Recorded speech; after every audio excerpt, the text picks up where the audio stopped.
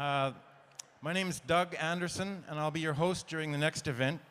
We're featuring author and activist Clayton Thomas-Muller, whose memoir, Life in the City of Dirty Water, tells the story of Clayton's journey to take up the warrior's work of environmental activism. Before we begin the event, we've been invited to acknowledge the history of the place where we are gathered today. It exists because of, this city exists because of the Toronto Purchase, also known as Treaty 13, signed with the Mississaugas of Credit First Nation in 1805 and with a claim settlement in 2010. The territory is the subject of the Dish with One Spoon Covenant Agreement. It's a Wampum Belt Covenant Agreement between the Anishinaabeg and the Haudenosaunee and the Mississaugas of the New Credit to care for and share the resources around the Great Lakes in peace, which we all now share responsibility in upholding.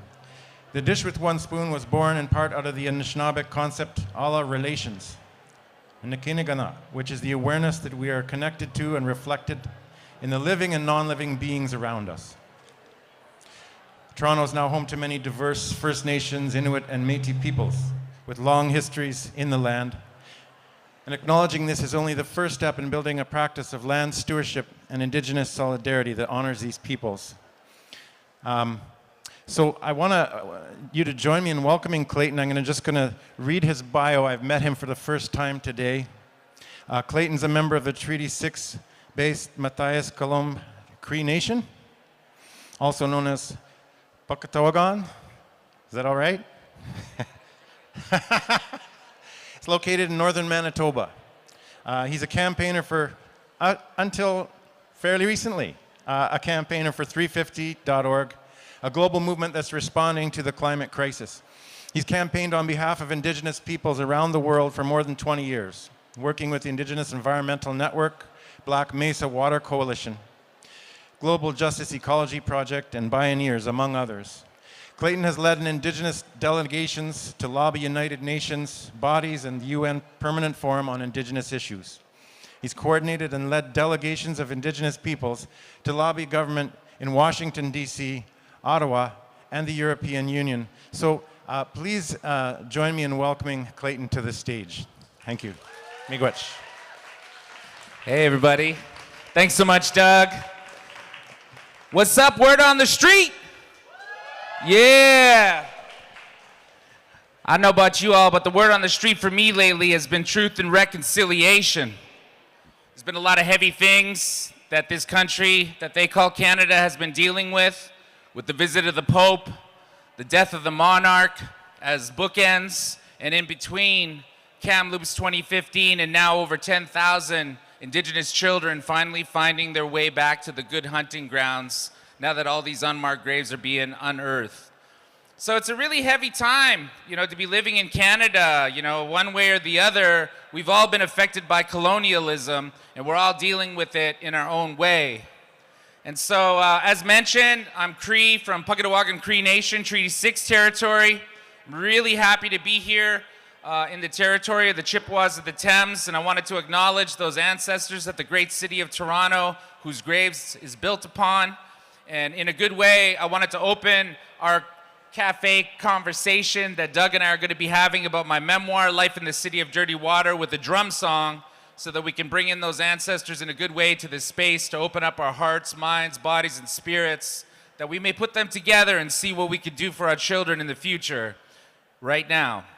And then I'm going to read just the first couple of pages of my memoir for you all, in that kind of author reading sort of way. And then Doug and I are going to get into a conversation. So is everybody okay with that? All right, I'm going to sing this song.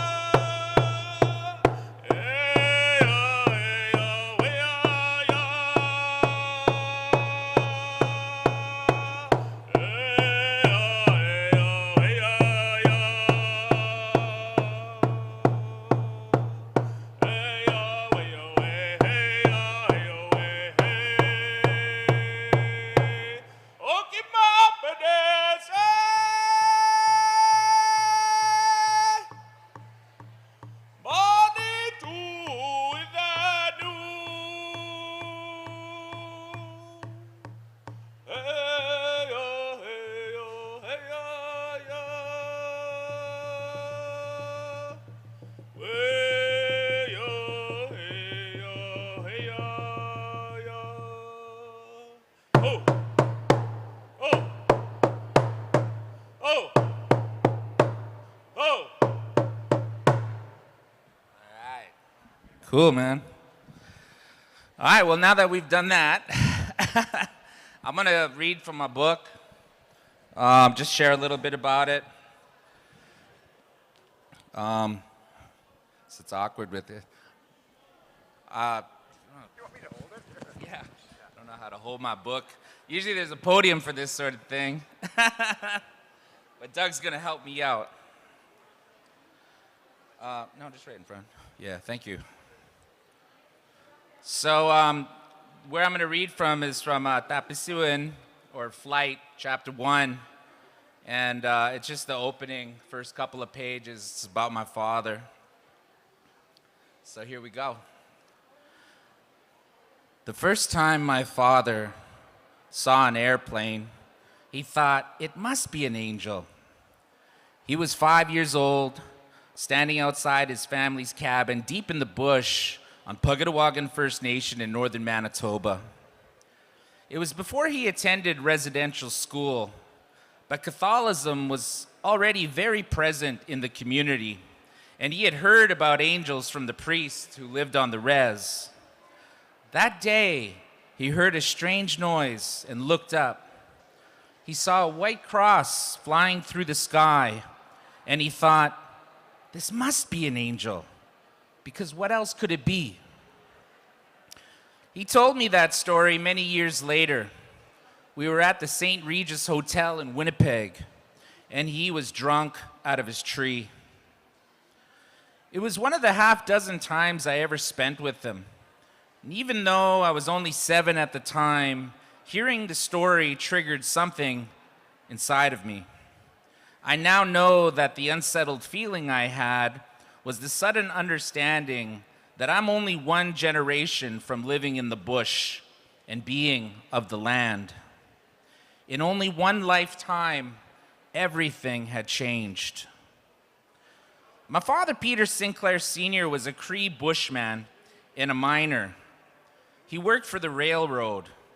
He was also an advisor to political leaders and a writer and a bureaucrat. He was from Pugatawagan First Nation, the easternmost First Nation in our territory of Treaty 6, which spans Saskatchewan into Alberta. My family is spread out over a vast region from Pelican Narrows to Sandy Bay, a Métis settlement in northern Saskatchewan, through South Indian Lake and Nelson House, Manitoba, where my mother's father comes from, with Pugatawagan right in the middle of it all. These are the territories of the Swampy Cree people and the Rocky Cree, or the Rocky Cree as we call ourselves. My father drank himself to death at the age of 58. I don't know why he drank, but the limited stories he told me about himself gave me a glimpse. Watching his father die of a heart attack in their general store, being raped by a nun throughout his whole time at residential school. The last time I saw my father was at Seven Oaks General Hospital in Winnipeg. He still had jet black hair and big bushy black eyebrows, sort of a kind look and a bit of a crooked smile. But he was all swollen and yellow with jaundice. The late stages of cirrhosis had kicked in. The last thing he said to me was, Clayton, always so serious. I'm sorry I haven't been a good dad. Take care of your kids. Make some money so that when you're dead, they'll have something. I said, okay, I'll do that, Dad. And I left. I was 26 years old. A couple weeks later, I flew back to Winnipeg to bury him. And as I sat on the plane, I thought back to my father's memory of the first plane he saw. And here I was sitting in one of those white crosses in the sky on my way to bury him. At the funeral, I drove with the procession to the PAW for the second funeral with my dad's body in a coffin in the back of a pickup truck leading the way. I slept beside his body at the funeral parlor in Opaskwayak Cree Nation. And then my siblings brought him to our trap line for his third and final funeral service, burying him beside our grandmother.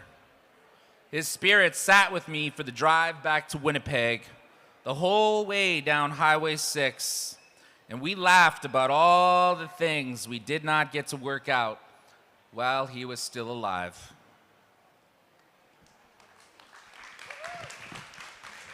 Miigwech.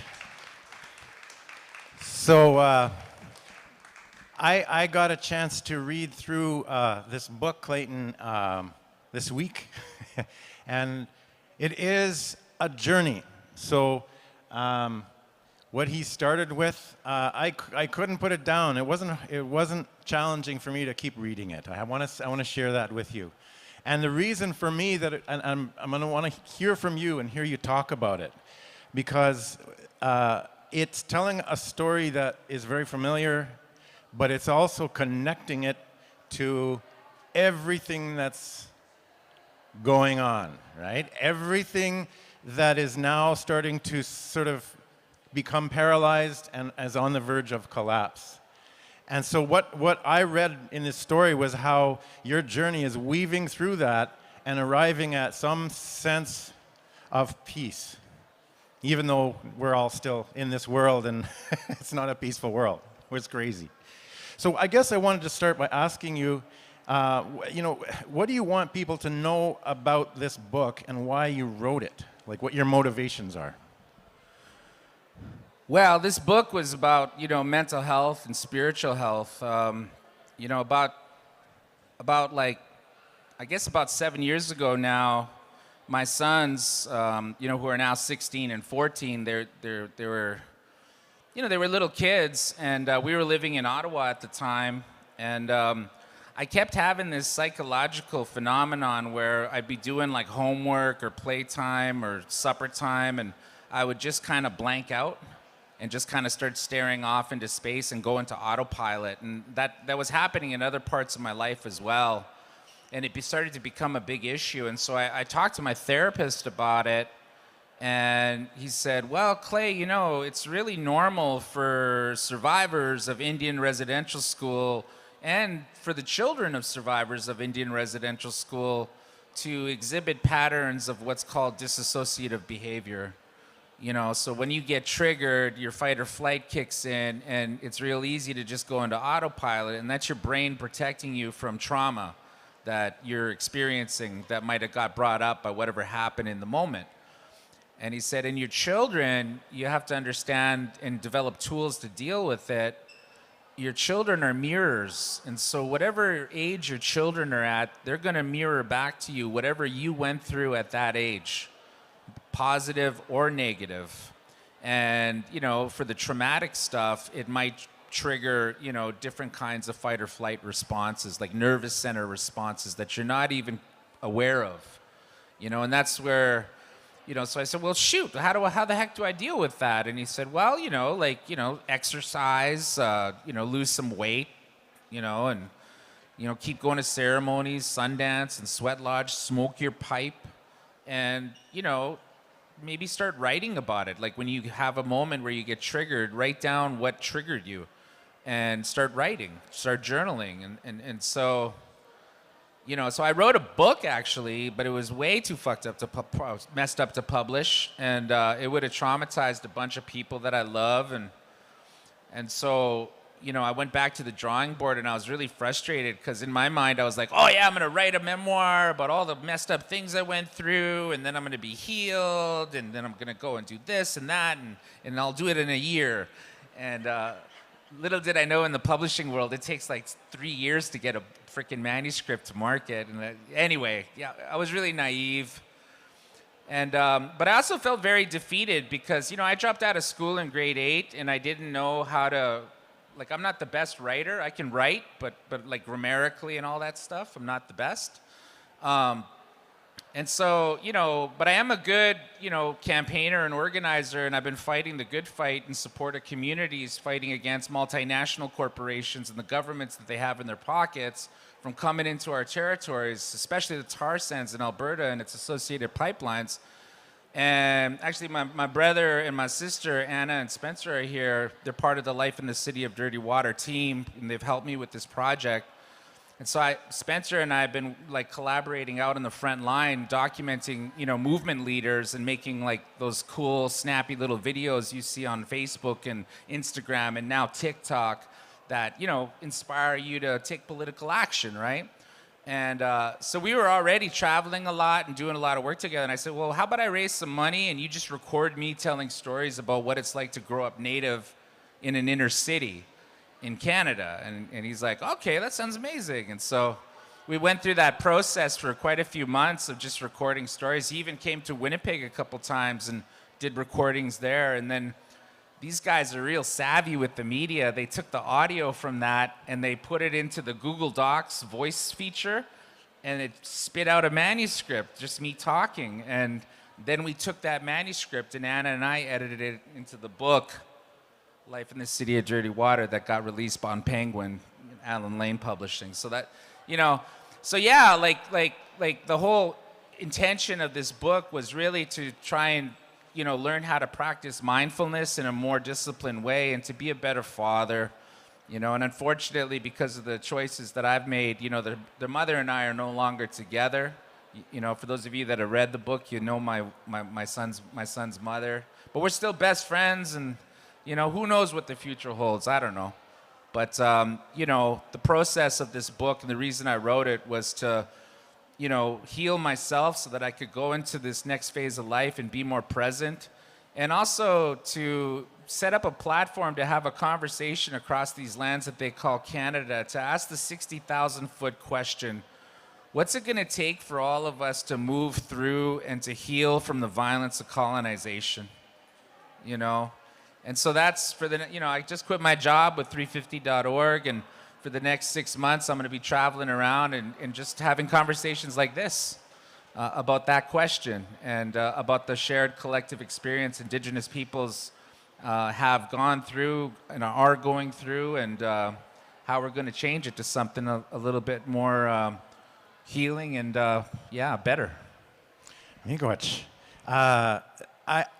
When I was reading this, what I will say about this, and I encourage people to find it back there at the table, and Clayton's going to be there and signing them, I believe, later, is that I had like 2 pages of questions, which we're not going to get through.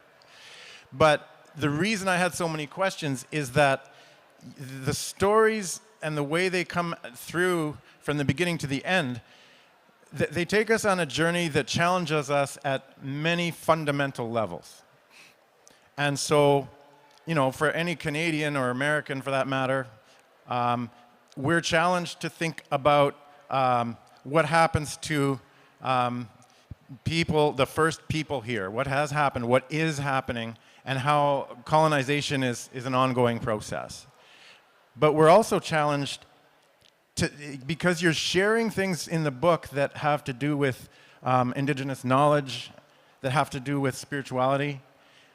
And so this is going out into the general public, and we're all challenged, I think, by these words to think about some of the things that you mentioned in here, like the 7th generation.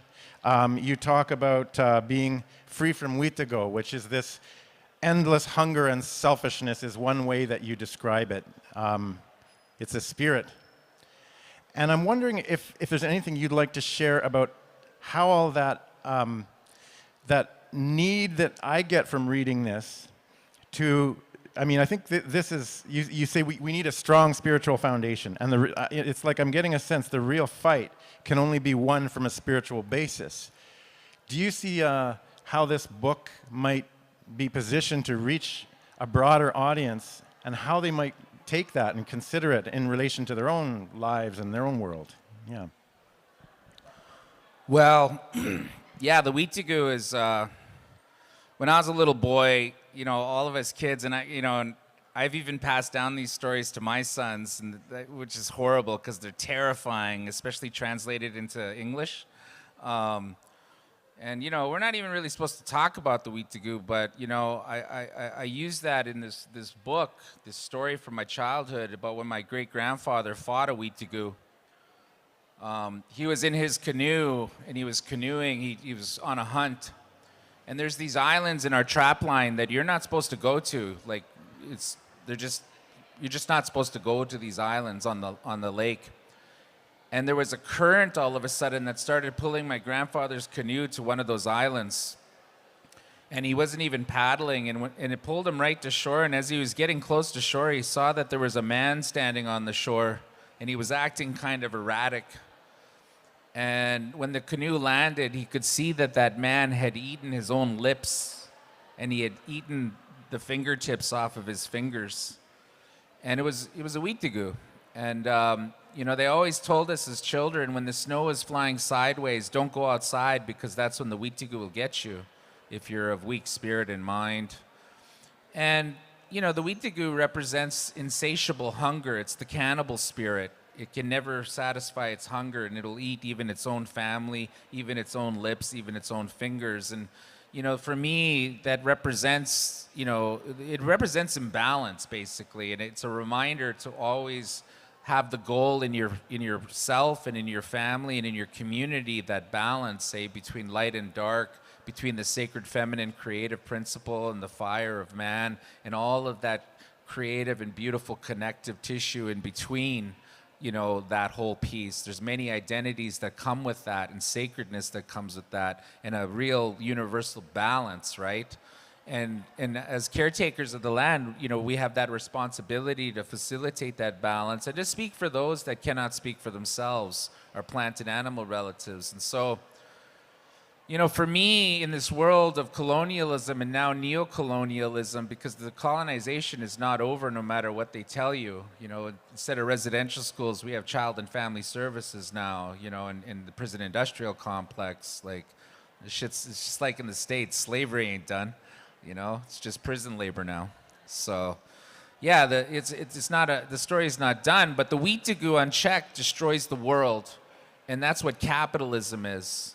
And when we think about the existential threat of climate change, global issues that we face collectively, like pandemic, and of course economic recession now at a scale that the planet has never seen, that's the Witigu left unchecked. And the sickness of greed that we all have, this emptiness inside of our chest, that consumerism, it's a sickness, it's a spirit, it's that Witigu spirit. And the only solution to it is a connection to the sacredness of Mother Earth. That hole exists inside of our chest that we try to fill with goods and consumer stuff because of a disconnection that we're all collectively experiencing from nature. We're supposed to be connected to the circle of life that we're a part of. And so I use that Witigu, story, in reference to a bigger narrative or discourse on capitalism and colonialism and patriarchy and the imbalance that exists. And I believe in my heart that indigenous peoples were very kind, and our traditional ecological knowledge is a big part of our collective solution moving forward as humanity to move through these big global problems that we're facing. But I don't think our traditional knowledge alone can solve these problems. I think that we do need Western science, climate science, even though it's a very young discipline, especially compared to indigenous knowledge, original instructions. And we're going to need good old-fashioned magic in the mix and faith if we're going to get through this process. But healing fundamentally needs to be a part of the whole conversation, and trying to seek balance needs to be one of the goals if we're going to keep the Witigu in check, because the Witigu unchecked destroys the world. Thank you. So this resistance to this completely destructive sort of force, I don't even want to call it a spirit. It's something that is very negative, I guess, is the English word. But when you're grappling with this in your story, you're talking about how kids in prison and banding together with other Native kids, you have these moments of power, and you rise a bit and you fall, and you're learning as a young guy in sort of trying to get out of this is like you can't be an Indian and not be political. And you're starting to, in this story that he's telling, you have a young man who's like sort of coming through this and beginning to enter into a relationship with this idea that your personal journey and your pain and your healing is totally intertwined with this bigger destructiveness, right? And at one level, it seems kind of obvious. But I'm wondering if you can talk a bit about, I mean, you put a lot of personal stuff in there. But I'm wondering if you can talk a bit about how the Anishinaabe and Nakanagewan is what people call it over this way, like the indigenous laws, natural laws, sacred principles, like the story of your Uncle Alec saving half the forest for his family trapline. Right? It stood out for me. And you shared how, he doesn't know the paper and the laws that were used to desecrate the land he loves, but he still knows what's right. And I guess when you're talking about how saving the world and saving yourself are linked in this book, I'm getting this powerful force. And I'm wondering if you can talk a bit about that and how that connects with this dream or this, I want to call it a dream. You don't call it a vision in the book, but you talk about how Tom Goldtooth was saying, you need to unite all these little fires into one big fire.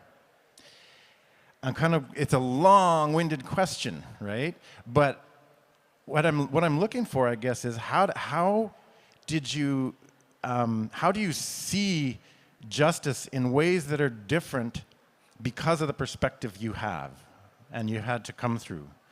When you talk about justice, when I'm reading this, I'm saying, okay, this isn't necessarily, the way most Canadians or Americans or Colombians think about justice. You're talking about something else, a different set of laws. Yeah. You mentioned Tom Goldtooth. Big shout out to Indigenous Environmental Network. Tom Goldtooth, their leader, executive director, he was one of a bunch of executive directors of environmental justice organizations that got arrested in Washington, D.C. this week. So big shout out to U.S. environmental justice leadership for taking a stand and calling out the U.S. government on their ongoing environmental racism. I'm a person of faith. I grew up in the Sundance life, and that's not to say I've lived I'm not Red Jesus. I've had my battles with addictions. I'm sober off of alcohol now, but it's a battle, and it's an ongoing battle. And I think a lot of our Native people, have that. And I bring that up just because I think that if we recover silently and if we don't recover loudly, then our relatives will die in silence. And so, so just want to mention that. In my way that I was raised, I believe that Indigenous peoples, like I said, we hold a big part of how, the five-fingered nation, humankind is going to continue to have the ability to live on Mother Earth. But the reality of it is the Western capitalist, economic paradigm has, in just 200 years, almost destroyed our ability as human beings to live on the planet. We're literally changing the chemistry of the planet. And we're experiencing what the scientists call positive feedback loops at an unprecedented ratio. And, it's some scary stuff. Like, we're seeing science fiction come to life. Like, we basically gave Mother Earth diabetes because plants now are producing more sugars than they do proteins. So pollinators like bees aren't getting the protein they need. They're just getting cheap sugars. And in all the global food crops, that's the reality. It's like that movie Interstellar with Matthew McConaughey. That shit's coming true. But there's a bunch of these positive feedback loops. And, the latest IPCC Doomsday Report on climate just dropped a couple of months ago, and it says the same shit. 4 years ago, 98% of the world's scientists said we had 10 years to turn the tap off on burning fossil fuels, right? Never mind extracting new shit, like turning off the stuff we've already got pulled out. And, now with this latest report, we've got 6 years left to stave off the worst impacts of climate change. And y'all seen what just went down, in Halifax. I take my hat off to all the people on the Maritimes right now that got hit by this hurricane, and everybody down south that got hit by this hurricane who don't have the infrastructure that people living in Canada have, who don't have insurance to rebuild their homes, in the Caribbean and whatnot, in the Gulf of Mexico and all of that. And so, there is a disproportionate burden that poor, cash poor communities and G8 economies like Canada face, and that the entire rest of the planet faces because of decision makers, because of, people who aren't acting in response to the scale of the problem that we're facing. And so, I think that for me, this conversation about truth and reconciliation here in Canada, Indigenous peoples are so exhausted from meaningless apologies and rhetoric and studies. And, when Idle No More happened in 2012, some of y'all might remember that. It was in response to Chief Teresa Spence from Attawapiskat. She came to Ottawa and did a 80-plus day fast in protest of De Beers Mining Company, a company that got rich from the apartheid system in South Africa. And you know how they created the Bantustan system there? They sent a delegation to Canada to study the Indian Act and to study how Canada created the Indian reservation system. And they rinsed and repeat that in South Africa, which created the apartheid down there. So, Canada, just plays this role. And so, sorry, I lost train of thought there. But the point is that Indigenous peoples play a vital and crucial role, not just in mitigating climate change with our traditional knowledge, but I think in helping people heal from this sickness that I've been talking about. Because, my son's mother and I, she still gets real upset with me because, everywhere I travel, I get beautiful gifts, right? And then I give them away. Or I'll shoot a bunch of moose and I give most of the meat away. And she gets so mad. She's like, "Why do you do that?" And I'm like, but the way I was raised in our Cree culture, the richest person is the person who gives the most away. The best hunter is the one who can feed the most people. And that's wealth. And so it's kind of ass backwards. And you see that in a lot of worldview and cosmology that is not Indigenous. Sometimes it's straight up ass backwards. And, you can't have capitalism you can't take things from Mother Earth without reciprocity. You must give back. It's one of our original instructions. And so I think there's a lot of conversations that need to happen. And at the end of the day, the solution to climate change is community self-determination. Communities, having energy sovereignty, food sovereignty, having the ability to have access to clean water, to build shelter that makes sense for their ecosystem, biospherically designed economic paradigms that are locally controlled through democratic community self-determination models of governance. And in a Native community where I come from, that means, really recognizing the role of Indigenous women and Indigenous women's leadership. Cree culture is matrilineal. Our clan comes from our mothers, and it's the grandmothers who picked the spokespeople, the chiefs, to get up and talk and told them what to say. And they played a big role in our ceremonies too. And there's a big conversation back home about, women having to wear dresses at ceremonies, being told that, and women not being allowed to go to sweat lodge or carry pipes or go to Sundance or sit at the big drum. There's a big change that's happening because, while we're going through all these bigger collective conversations, in the Native community, we're having a conversation about the fact that, Indigenous peoples are not a monolith. We're very diverse. We're also not, pages in a history book. We have demonstrated the human capacity for adaptation because we were forced to, because of the violence of colonization. And through that lived experience, we can teach human beings how to change and adapt rapidly to deal with our rapidly destabilizing climate and the dramatic impacts of shutting off fossil fuel and switching to the renewable energy economy. all the while screaming out loud, in a loving way that water is life before we have that next sip of water on our journey together. Wow. So I had another question, but I think you answered it. I was going to ask, like, where do you see the hope through all this darkness? And I mean, I think, you'd self-deprecate in the book and in person, but I think this guy could be a university professor because he's just condensed sort of all the original instructions into a rapid-fire speech. And I want to just share, like, I think a lot of people I know in this part of the country admire your ability to stand up, and we've watched you. And so we appreciate your work.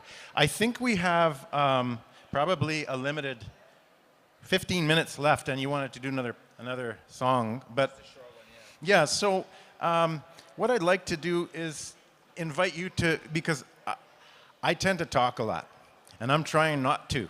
So I want to hear a little bit more, like you mentioned, as I was racing towards the end of the book, I was seeing you reaching for kind of this hope.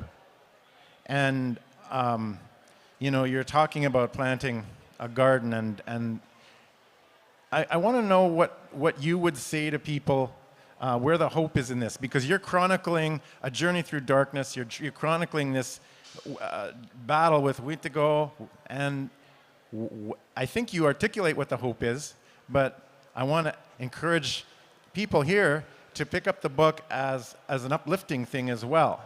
And what are you seeing for that? Like, I think you answered it a bit. Yeah, I mean, the main thing that I just want to say to everybody, especially folks tuning in on the live stream, is that collectively Canada's gone through some really heavy shit this year. It's third year of pandemic. Pandemic's coming back. We're all freaking out about that, even if we're not conscious about it.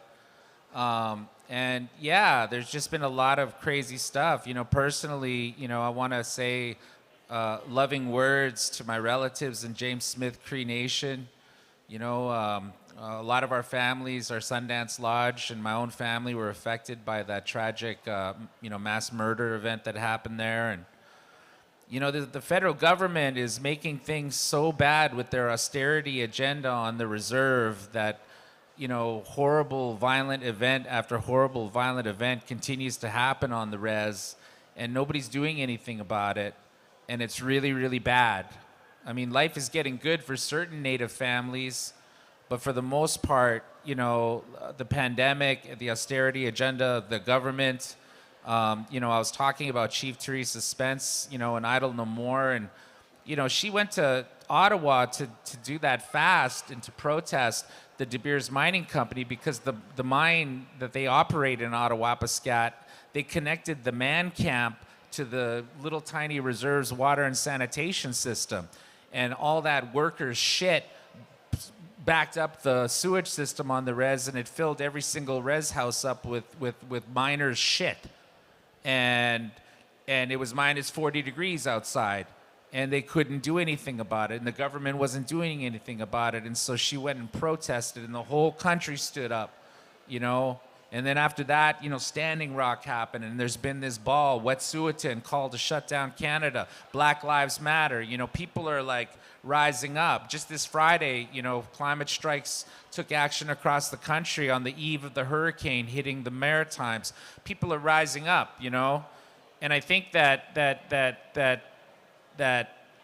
for me, I'm really excited about the opportunity right now to have this conversation about what's it going to take for us to move through and heal from the violence of colonialism.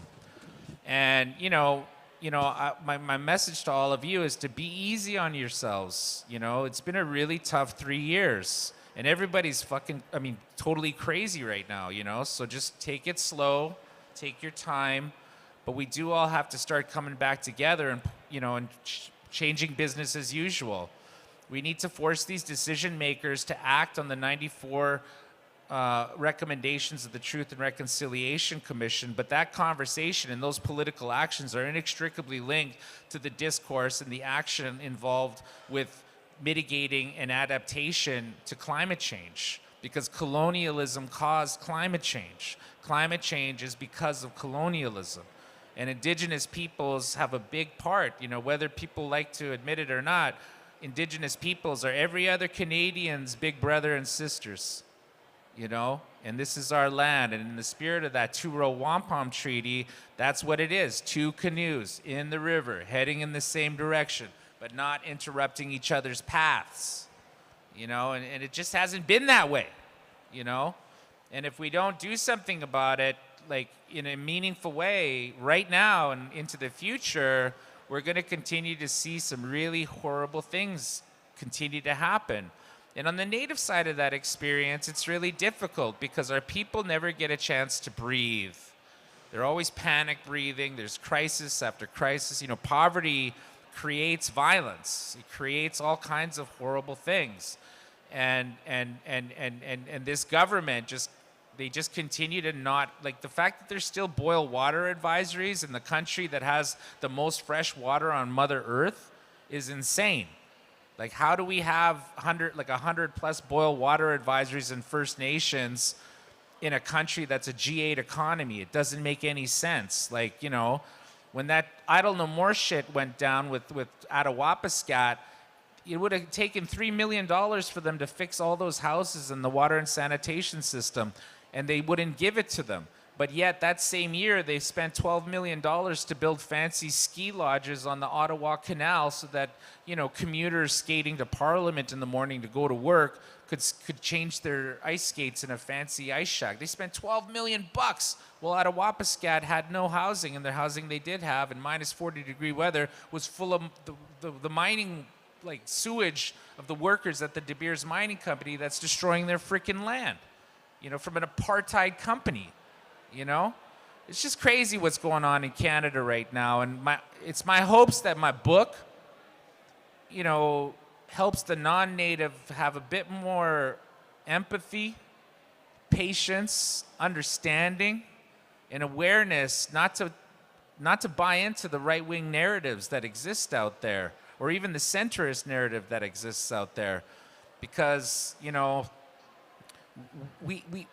think, if anything, the COVID pandemic response demonstrated that the government of Canada has what it takes to really invest and act accordingly and meaningfully on both the truth and reconciliation discourse and the discourse and political action attached to mitigating the existential threat of climate change that we're all facing. And I'm a part of a process that's investing in organizing the biggest social movement in history.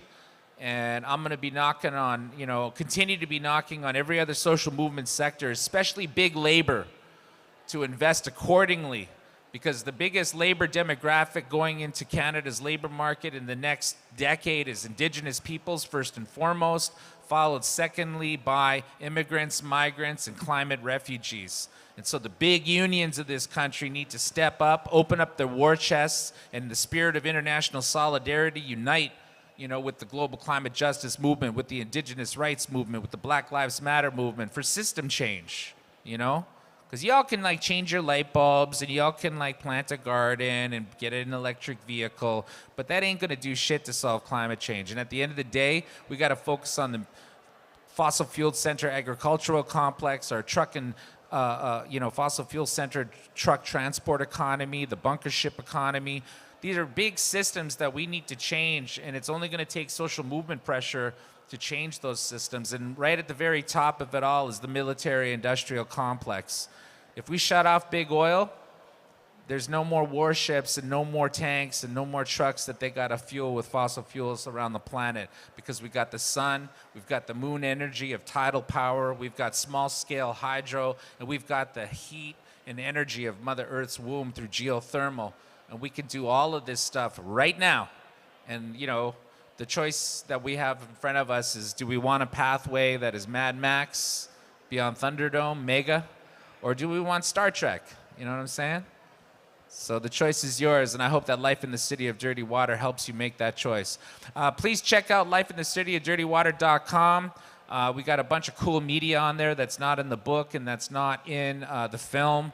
check out the film on CBC Gem, share it on your social media platforms, and definitely pick up the book if you can. I really want to encourage you to check out the audio book as well, because I narrate it myself, and it's a different experience than reading it. So because you hear my voice and like I try to do the accents and stuff like that. So yeah, I hope that answers your question. That is a beautiful answer. And I want to share a couple of quick pieces from your book, and before we close with a song, because what I'm hearing and what I got from this book is, you're lighting a fire under my ass, right? And a lot of people, because hope is only going to come. What I get from this book is hope is only going to come when you face that weed to go head on, face it, right? And he talks at the end of the book, Clayton talks at the end of the book, there's a beautiful passage on trains near the end, where he talks about the way of a warrior. And he talks about it as finding a path through false choices. And then he says, good can even come from cruelty if you allow it to, if you know how to find what's going to be good, right? And I think we have in this book an example of what that means. It's a really beautiful story. So I want to say Chimigwech for that story. And before your song, I just want to mention to people that, I have to read it. So yeah, I want to thank you for coming, but Clayton's available, I think, for another 30 minutes at the Another Story bookshop table to sign new copies. And that's it there? Okay. Of Life in the City of Dirty Water. That's Winnipeg. And next up on the main stage, we'll hear from the shortlisted authors for the 2022 Toronto Book Awards. Or you can catch a walk with author Tanis MacDonald starting at 1:30 at the Word on the Street info booth at the main entrance of this venue. So thank you, Chimigwech, for coming and hearing about this really important work. And Clayton's going to send us off with another song. Miigwech. Yeah, I just want to close in a good way.